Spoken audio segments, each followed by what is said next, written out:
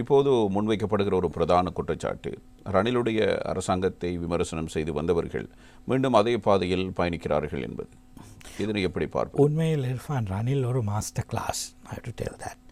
அவர் ரொம்ப நீண்ட அனுபவத்தை கொண்ட, அதே போன்று அரசியல் சூழ்நிலைகளை நிலைமைகளை முகாமைத்துவம் செய்து மேனேஜ் பண்ணி இன்டர்நேஷ்னல் ரிலேஷன்ஸுக்கு ஊடாக அதே போல் முரண்படுகின்ற நபர்களையும் ஒரு நிலைக்கு கொண்டு வந்து செயல்படுத்தக்கூடிய தக்க ஒரு வித்தகர். அவர் அரசியல் ஞானி, நரி என்றும் குறிப்பிடுவார்கள். அது எதுவாக இருந்தாலும் இந்த டிப்ளமசி, ராஜதந்திரம் இவை அவசியமாக இருக்கின்றது. ஒரு நீண்ட ஒரு பழுத்த அனுபவசாலி.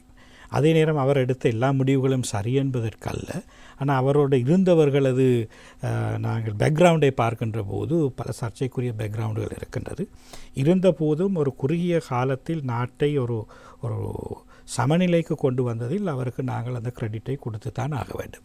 அதே போன்று தான் ஏற்கனவே உங்களுக்கு தெரியும், ஜனாதிபதி அனுரகுமார திசாநாயக்கா அவர்கள் அவரது சிம்மாசன உரையில் பாராளுமன்றத்தில் அவர் குறிப்பிட்ட ஒரு விடயம்தான், ஐஎம்எஃப்புடன் இருக்கின்ற ரணில் விக்ரமசிங்க காலத்தில் செய்யப்பட்ட ஒப்பந்தங்களை அவர்கள் மதிப்பளித்து முன்கொண்டு செல்வது, அதே போன்று தேவையான இடங்களில் மாற்றங்களை செய்வது. நீங்கள் பார்த்தால் ஒருத்தருக்கு குறிப்பிடலாம், ரணில் செய்து கொண்ட ஐஎம்எஃப் ரோட் மேப்பில் தான் இவர்கள் போய்கொண்டிருக்கிறார்கள். அதிலிருந்து அவர்களுக்கு விடுபடவும் முடியாது குறுகிய காலத்தில். என்னால் நாடு மீண்டும் ஒரு அதிபாதாளத்துக்கு செல்லும், அதிலிருந்து விடுவதன் மூலமாக. அதிலிருந்து விடுபட முடியாது. அந்த ரோட் மேப்பில் போக வேண்டும், ஒரு குறிப்பிட்ட தூரம் போய்த்தான் ஆக வேண்டும். ஒருத்தர் குறிப்பிடலாம், அது ரணிலோட பாலிசியை ஃபாலோ பண்ணுறதாக, அது செய்ய வழியில் அதில் தான் போக வேண்டும். அது இந்த அரசாங்கத்தோட கொள்கையிலையும் அது இருக்குது. சில குறிப்பிட்ட மாற்றங்களை தவிர பெருவாரியான விடயங்களில் அவர்கள் ஐஎம்எஃப்புடன் ஒத்துழைத்துத்தான் நடக்க வேண்டும். உதாரணத்துக்கு நாங்கள் சொல்லுவோம், அரசு நிர்வாக சேவையில் புதிய ஆட்சேர்ப்புகளை அவர்கள் குறைக்க வேண்டும், அரசு செலவினங்களை குறைக்க வேண்டும், சில வரிகளை உயர்த்த வேண்டும். வரி சலுகை என்று உங்களுக்கு தெரியும், வித்ஹோல்டிங் டேக்ஸில் பார்த்திங்கன்னா மாற்றத்தை செய்திருக்கிறாங்க. இந்த விஷயங்களை பார்க்கின்ற போது அவர்கள் ஐஎம்எஃப் கம்பட்டபிலிட்டியோடு தான் முன்னோக்கி செல்கின்றார்கள். பாரிய ஐஎம்எஃப்புடன் முரண்பாடுகளை மேற்கொள்ளாத விதத்தில் நாட்டின் ஃபிஸ்கல் பாலிசியை, பொருளாதார கொள்கையை முன்கொண்டு செல்கின்றார்கள். அதே நேரம் ஒரு சமாதானமான ஒரு சூழ்நிலை நாட்டில் நிலவ வேண்டும். அப்பொழுதுதான் நாங்கள் சுற்றுலா பயணிகளை நாட்டுக்குள் கொண்டு வர முடியும். வெளிநாட்டு ஊக்குவிப்பாளர்கள், முதலீட்டாளர்கள் இன்வெஸ்ட்மெண்ட்ஸை கொண்டு வர்றதாக இருந்தால் எங்களுக்கு அப்படியான ஒரு சிச்சுவேஷன் நாட்டில் ப்ரிவேல் ஆகணும். அது ரணில் ஹேண்டில் பண்ணின விதமாகவே தான் அனுரகுமார திசாநாயக்கவும் செயல்படுத்துகிறதாக காணணும். அதே போன்று தான் உங்களுக்கு தெரியும், வெளிநாட்டு கொள்கையை எடுத்துக்கொண்டால் ரணில் இந்தியாவோடு மிக கூடுதலான நெருக்கமாக செயற்பாடுகளை செய்திருந்தார். அவரும் அன்று பெஸில் செய்து கொண்ட சில உடன்படிக்கைகளிலிருந்து விடுபடவில்லை, அதனை ஃபாலோ செய்தார்கள். அதே போன்று தான் தற்போதைய ஜனாதிபதி. உண்மையில் இலங்கையை பொறுத்த வரைக்கும் நாம் இந்தியாவுடைய ராஜதந்திரத்திலிருந்து விடுபட்டிருக்க முடியாது. இந்தியாவுடனான அந்த எக்ரிமெண்ட்ஸை தொடர்ந்து அவர்கள் நடைமுறையில் வைத்திருக்கின்றார்கள். அப்போது உங்களுக்கு தெரியும், எட்கா போன்ற எக்ரிமெண்ட்ஸை ஜேவிபியினர் என்பிபியினர் கடுமையாக விமர்சித்திருந்தார்கள். இம்முறை ஜனாதிபதி விஜயத்தின் போது எட்கா சம்பந்தமாக பெரிய உடன்பாடுகளை கண்டிருக்கின்றார்கள். இந்த விடயங்களை ஆழ்ந்து பார்க்கின்ற போது அன்று ரணில் விக்ரமசிங்குடைய வெளிநாட்டு கொள்கையாக இருக்கலாம், அல்லது நிதி சம்பந்தப்பட்ட ஐஎம்எஃபினுடைய விடயங்களாக இருக்கலாம், வரி சம்பந்தப்பட்ட விடயமாக இருக்கலாம், பொது சேவை சம்பந்தப்பட்ட விடயங்களாக இருக்கலாம். இவற்றை பார்க்கின்ற போது ரணிலினுடைய கொள்கையிலிருந்து பாரிய அளவுக்கு ஒரு வித்தியாசத்தை நாங்கள் பார்க்க முடியவில்லை. இருந்தபோதும் இவர்களுடைய என்பிபி அரசாங்கத்தினுடைய மிக முக்கியமான ஒரு கொள்கையாக இருந்தது என்னென்னா, அரச செலவினங்களில் வீண் செலவுகளை குறைப்பது, ஊழல்களை தடுப்பது, பாரிய மோசடிகளை இல்லாமல் செய்வது, அவ்வாறான விடயங்களினால் நாடு ஏற்கனவே இழந்திருக்கின்றவற்றை மீளப்பெறுவது என்கிறது தான் அவர்களுடைய மிக முக்கியமான கோஷமாக இருந்தது.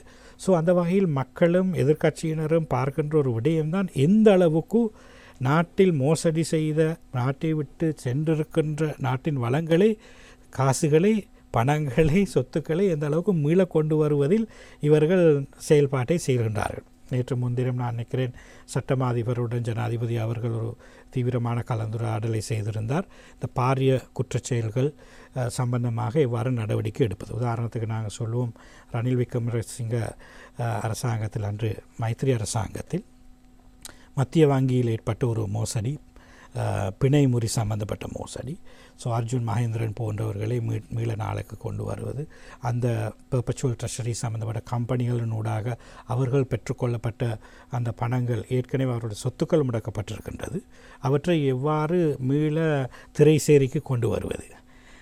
அதே போன்று உங்களுக்கு தெரியும் யாபஸ் போன்ற டீல்ஸில் பணங்கள் நாட்டுக்கு இழக்கப்பட்டிருக்கின்றது, அவற்றை எவ்வாறு மீள கொண்டு வரலாம். ஸோ இந்த மாதிரியான அதே போன்று எக்ஸ்பிரஸ் பேர்ல் சம்பந்தப்பட்ட விஷயமாக இருக்கலாம். இந்த இதில் பல கோடிக்கணக்கான நாங்கள் பணத்தை இழந்திருக்கிறோம், நாடு இழந்திருக்கின்றது.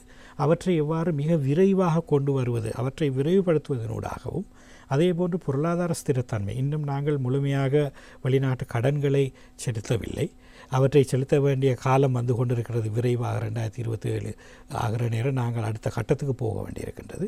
ஸோ IMFனுடைய இந்த $333 மில்லியன் இது வர வேண்டியிருக்கின்றது நாட்டுக்கு. ஸோ அது மிக விரைவில் வரும் என்று நம்புகின்றோம். ஏனென்றால் இந்த அரசாங்கத்தின் மீது IMFக்கு பாரிய விமர்சனங்கள் இல்லை என்பது புலனாகின்றது. அவற்றை நாங்கள் பெற்றுக்கொள்ள வேண்டியிருக்கின்றது. அதுக்கு மேலதிகமாக நாங்கள் பார்க்கின்ற போது வெளியுறவு கொள்கையினூடாக ஜப்பானுடன் இந்த அரசாங்கம் மீள அப்போதிருந்த முதலீட்டு ஒப்பந்தங்களை புதுப்பித்திருக்கிறார்கள். அவற்றை எந்த அளவுக்கு விரைவாக ஆரம்பிக்கலாம். ஸோ அந்த இன்ஃப்ளக்ஸ் அவர்கள் இலங்கை அரசாங்கத்துக்கு வழங்கியிருக்கிற நிதியுதவிகள் டாலர்கள் இலங்கைக்கு வருகின்ற போது ஒரு புத்துணர்ச்சி பெறலாம். இதே மாதிரியான ஒரு நிலைமை தான் உங்களுக்கு ஞாபகம் இருக்கும் ரீகெய்னிங் ஸ்ரீலங்கா ப்ரோக்ராமும் இதே மாதிரி தான் பொருளாதார மீட்சி. ஆனால் இவர்கள் எக்கனாமிக் ரிவைவல்ங்கிற ஒரு ஸ்பெஷல் ப்ரொஜெக்டை விட நாட்டை சுத்தம் செய்வது, மக்களை சந்தோஷப்படுத்துவது என்ற அடிப்படையில் க்ளீன் ஸ்ரீலங்கா ப்ரோக்ராமை ஸ்டார்ட் பண்ணியிருக்கிறார்கள். க்ளீன் ஸ்ரீலங்கா வெற்றி பெற வேண்டும் என்பது தான் இலங்கையில் அவ்வளவு பேருடைய விருப்பமாக இருக்கின்றது. ஏனென்றால் உங்களுக்கு தெரியும், லீ குவான் யூ அவர்கள் சிங்கப்பூரை ஆரம்பிக்கின்ற போது, ஆட்சிக்கு வருகின்ற போது அன்று முழு சிங்கப்பூரும் ஒரு சேரியாகத்தான் இருந்தது. அப்போ அவர் முதலாவது அவருடைய பாலிசியில் ஒன்று இருந்தது க்ளீன் சிங்கப்பூர். அவங்க என்ன பண்ணினாங்கன்னா அதை ஏர்பனைஸ் பண்ணினாங்க, வடிவாக கட்டமைப்புகளை செய்தாங்க, பொருளாதார முதலீட்டாளர்களை கொண்டு வந்தாங்க, மக்களது மனோநிலைகளை மாற்றி அமைத்தார்கள். நான் நினைக்கிறேன் இந்த ப்ரொஜெக்ட்லேயும் அனுரகுமார் அவர்கள் எதிர்பார்க்கின்றது, அவர் அரசாங்கம் எதிர்பார்க்கின்றது இந்த அப்படியான ஒரு சிச்சுவேஷனை உருவாக்கி பொருளாதாரத்தை மேம்படுத்துவதாக இருக்கணும்.